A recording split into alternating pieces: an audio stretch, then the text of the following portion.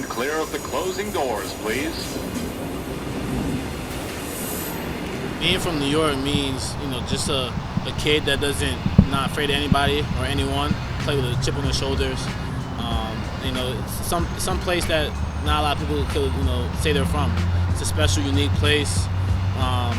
From basketball aspects, you go out there and you go at everyone.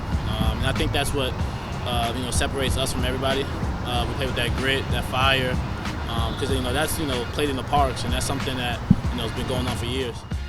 Being a point guard from New York, I take a lot of pride in it. There's a lot of, your New York City point guards that, did their time and done a tremendous job and, paving the way for guys like me. So, I take pride in, doing what I have to do to keep that legacy going and also make a name for myself, go out there and just be me, but in a way that, represents New York as well.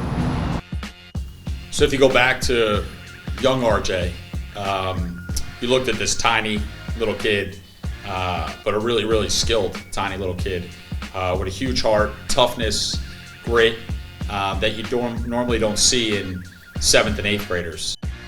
The toughness in my game comes from just playing in the city, playing in the parks, going against guards that are super quick, fast.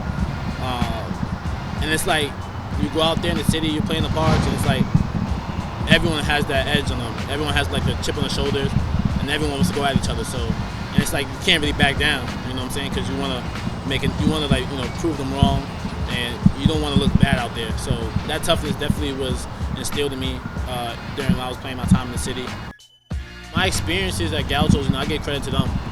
They've made me, the kid who I am. They instilled that fire, that grit, that winning mentality. They started at a young age. I went into there. There's a lot of kids trying out and whatnot, but there was something about me that set me apart. And the guys I was playing with were great too. It was like an all guards team, and we were used to just punish teams, like literally just 2-2-1 press, full court. And I think that's what in their mentality is something different. Like you're not gonna come on this court and think you're better than me. And I think that's what I have in me.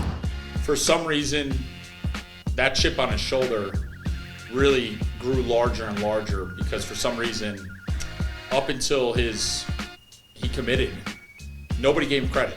Wasn't ranked, which is in the end all.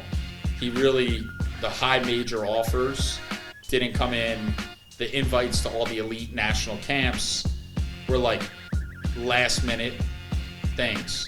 And NBA top 100 going into senior year, wins that MVP. Steph Curry camp, invited 3 days before, wins MVP, his team wins it all. And you go down the list, Pangos, right? All-Star. For some reason, we all knew. Those in Westchester knew. Those in New York knew how good he was. For some reason, nationally, guys didn't believe it. Was it because he's 6'1", right? He's small, he's tiny. I don't know. But that chip just got bigger from the time he was a little kid, right, until the time he was up until even through his senior year. That ranking, motivated me to a point where it's like, I was hungry and I was determined to go at everyone because not a lot of people know this, but my sophomore year, I was playing with New Heights, and I had got injured first session. It had sent me out the whole AAU season, and I didn't play from May all the way to August, so I was in recovery. And that kind of sent me back a little bit from not, putting my name out there, getting, rankings, whatever. So my junior year, I was really hungry to go out there and just kill and, make up the time that I missed. And, that whole time I was thinking, it was definitely like frustrating, but, it mentally made me stronger. And it made me more hungry and motivated to go out there and go at everyone that, they listed above me. But it definitely humbled me, and just to appreciate the game a little bit more. Coach Davis actually came down to a team camp, and I was playing in the Queens at Malloy. He came down. They were interested in me at the time. They haven't offered. And then when that got down to Peace Jam, it was Coach Davis and Coach Roy. They were watching my game. I think he was playing Expressions Elite, and they were in the back row watching. And then a week later, they called me we're gonna offer you a scholarship at University of North Carolina. And that was something like, at first I didn't think I was going to get the offer, to be real with you. So once I got the offer, I was definitely geeked. Definitely like a humbling experience, and that was something special. Yeah, I think his freshman year was a huge adjustment, right? From high school to college, especially to the ACC, especially in North Carolina. Then you add on top of that, I don't care what anybody says, the COVID year and playing, right? Not really on campus, then you're on campus for the summer sessions. You don't have your normal routine, right? And I think that put stress on everybody. And then he was in a pattern where he was starting, role player, bench player, starting, high scorer, not scoring. So there's patterns, right, that were just inconsistent. And my message to him after all those games, whenever he would call, text on the bus, text on the plane, call me the next day, was you just got to work. You got to keep working. Yourself will build to team success, right? And you got to go prove back almost to when you were a freshman and sophomore here, that chip on your shoulder of who you are, and you belong there, and you can play better. But mentally, you got to stay there, and then you got to outwork everybody else, not only on your roster, but in the country. My lowest point freshman year, there was definitely a stretch I went through. Just like mentally, just knowing that I was capable of doing things, but it was kind of an adjustment. It was like a stretch of a couple of games where, I wasn't playing well, and I felt like I wasn't playing to the caliber player that I know I was. Just because of it was a whole new experience. It's college, go from high school to college, and there's a lot of different pace is different, the game is different, understanding like the concept of the game. So that was like a whole. Definitely like life experience, and it definitely changed me a little bit. Definitely got down on myself a little bit, but not down to the point where I didn't feel motivated anymore. It definitely motivated even more. So that, all right, focus up, have a strong positive mindset, because what you feed the brain is definitely strong. So I kept telling myself positive things, and then going into my sophomore year, that's when I changed. I got confidence a lot, stayed in the gym, was consistent. That skyrocketed from there, and that switch happened like that. What I noticed, having the offense run through me was just being a pure point guard, just being that point guard that I don't have to look to the coaching staff for a play. I know if Mondo's hot, let's get him the ball right here. If Caleb's hot, let's run him a set right here. Brady, Leaky. So it was like being that playmaker out there and orchestrating the offense and being communicative and being that leader. And that's something that I've been doing my whole life. Been a point guard my whole life. So and just having my coaching and my teammates to have that confidence in me to make that switch and go out there and just hoop. That was definitely motivated, and it got us going. When Hubert and the staff shifted RJ to the primary ball handler and put Caleb off the ball, everything just went this way, just kept going up. And that's the type of player he is, and it's nothing against any other guy that was on that roster. When they, as a staff, allowed for RJ to go on the ball, Caleb off the ball, everybody seemed to shift into what their roles should be, and they all adapted to it. And I know I wasn't in the locker room, I don't know what exactly, but from a public view, from a basketball guy, when it was in his hands, the production for the team skyrocketed. And that's, you look how many games they won in a row, the run they went on. It was because they figured out how to be a team, and it started with him with the ball in his hands, making the right plays. Trying to improve my game on that type of field and being more comfortable was definitely just reading the defense and then doing it in practice and doing it in the game. Sometimes you got to be able to take risk, and some things may work out in your favor, but some may not. And that's it's okay. Sometimes you gotta make mistakes just to know that you can succeed.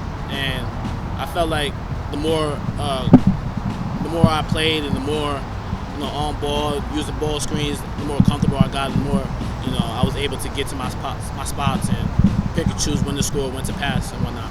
Playing with special players, Brady, Mondo, Leaky, Caleb, Puff, Trez, DeMarco, the rest of the guys.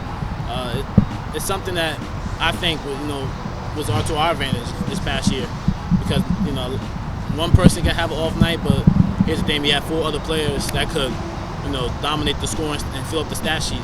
And I think we were so versatile to the point where it was anyone could go out there and get 20 plus, and that was definitely something that benefited us this past year.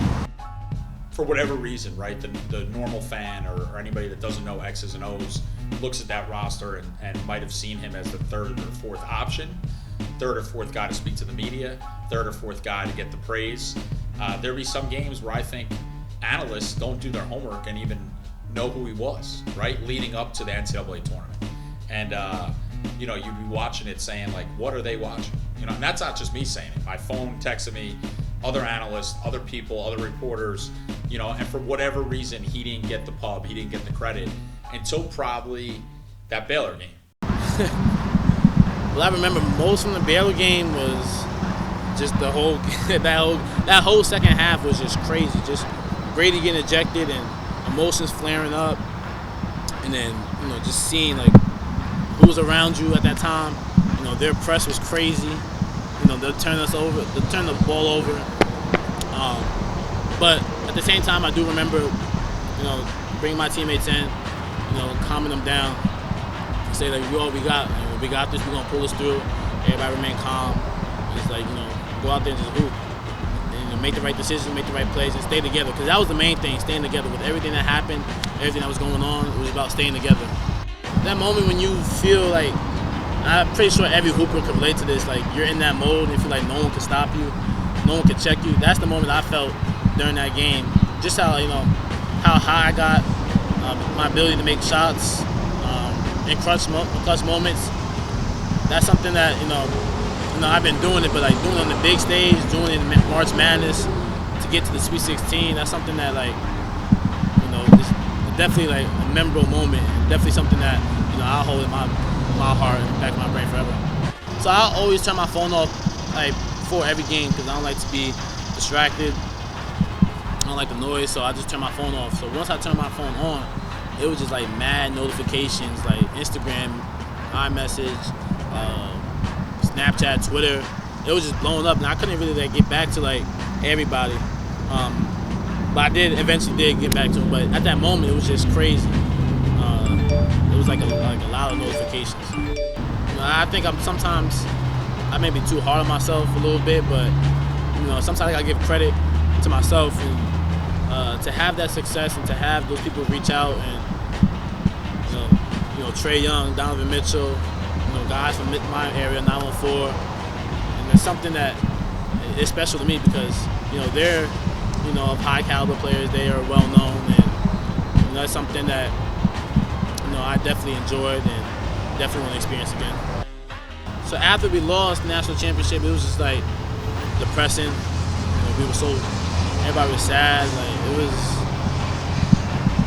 that moment because like we were so close to winning the national championship, second year in college. But I would say I give it like a week and a half, just to like actually like just digest like what happened and to come together as a team, come together as players like for returning. And I was running it back again. So I say a week and a half, or a week and a half to 2 weeks is when we like, all right, let's run this back. From that whole run, like we learned that it's not easy. Like it's difficult, but you just gotta take it game by game, practice by practice, and we gotta understand that like going into this upcoming season, like we have a target on our backs, and we have to come ready to play every game. It doesn't matter who we're playing, what tournament we're in. Like we have to come ready to play North Carolina basketball. And I think that with HD and the coaching staff have been instilling us all summer, and that's something that we notice as a team and we are believing. And we're just gonna have to take it day by day.